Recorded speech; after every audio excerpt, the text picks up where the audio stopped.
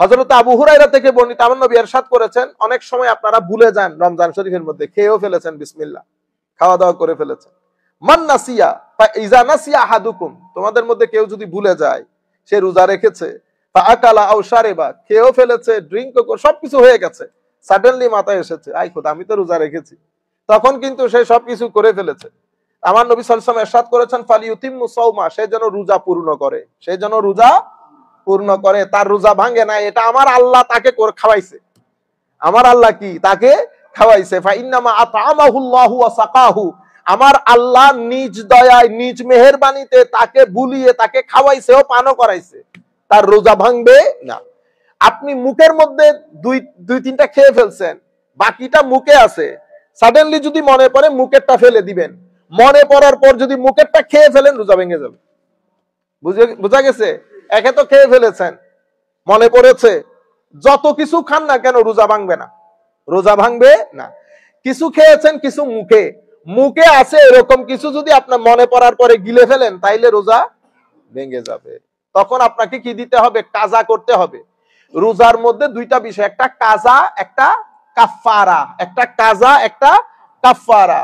Unintentionally যদি রোজা ভেঙে যায় অথবা শারীরিক কোনো কারণে যদি রোজা ভেঙে যায়, আপনি কাজা করবেন রমজানের পরে। আমাদের মা বোনরা করেন, আমাদের মধ্যে ডায়াবেটিস কারো হাই হয়ে গেছে, কারো ব্লাড টেস্ট করাইতে যেতে হচ্ছে, রোজা ভাঙতে হয়েছে, উনি রোজা রমজানের পরে কাজা করে দিবেন। আর একটা হচ্ছে কাফারা।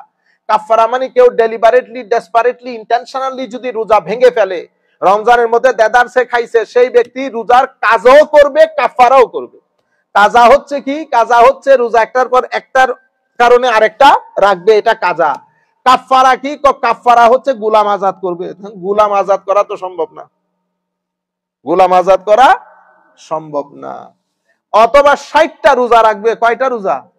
Constantly without any break in the middle 60টা রোজা রাখবে, অথবা 60 জন মিসকিনকে খানা খাওয়াবে। ঠিক আছে? এটা হচ্ছে, এটাকে কি বলে? কাফারা। একটা কাফারা, একটা কাজা। কাজা কোনটা? যেটা একটার পরিবর্তে একটা রাখবেন শরীরে কোনো কারণে যদি আমরা রোজা ভেঙে যায়। কাফারা হচ্ছে এই অবস্থা। আল্লাহ রাব্বুল আলামিন আমাদেরকে রক্ষা করুক। এক সাহাবী, আয় হায়, গরিব সাহাবী আর কি, তো রোজা ভেঙে ফেলছে। কি কারণে ভাঙছে আমি এটা বলতে পারতেছি না এখানে, আপনারা বুঝবেন। তো ভাঙার পর এখন তার মাথা তো খারাপ হয়ে গেছে, সে খেয়ে ভাঙে নাই, আপনারা বুঝে নেন। তো সে আমার নবীর দরবারে এসে বলতেছে, ইয়া রাসূলুল্লাহ আমার তো রোজা ভেঙে ফেলছি। তো আমার নবী বলতেছে, ওই তুমি ভেঙে ফেলছো, কাফারা দিবা আর কি। তো কাফারা কি রকম? তো কাফারা হচ্ছে, আমার নবী বলছেন গোলাম আজাদ। গোলাম আজাদ করতেই করবো, আমার পকেটে 2 টাকাও নেই। তাইলে তুমি একটা কাজ করো, তো তোমার পয়সা নাই? কোনা পয়সা নেই। তাইলে তুমি 60টা রোজা রাখতে হবে। ইয়া রাসূলুল্লাহ বেশি এটা আমি পারবো না। আমার নবী বলতেছে, তাইলে তুমি একটা কাজ করো, তুমি মিসকিন খাওয়াই দাও। ইয়া রাসূলুল্লাহ এই 3 গ্রামে আমার চেয়ে গরিব আর কেউ নেই, আমি ডাকলে তো কেউ আসবেও না। এটা শোনার পরে আমার নবী মুস্কি হাসি দিয়েছে। সুবহানাল্লাহ। মানে সাহাবীর সরলতা দেখে আমার নবীও মুস্কি হাসলেন। তবে আমার নবী সাল্লাল্লাহু আলাইহি ওয়াসাল্লাম পরে এই ওনার জন্য কিছু খেজুর আমার নবী তুলে দিয়ে তারে দিলেন, এটা তুমি কাউকে দিয়ে দিও, রোজার কাফারা আদায় হয়ে যাবে। এই কারণে আমরা বলি আল্লাহ রাব্বুল আলামিন মাসলা মাসাইলের ক্ষেত্রে আমার নবীকে ইচ্ছার স্বাধীনতা দিয়েছেন, এখতিয়ার দিয়েছেন।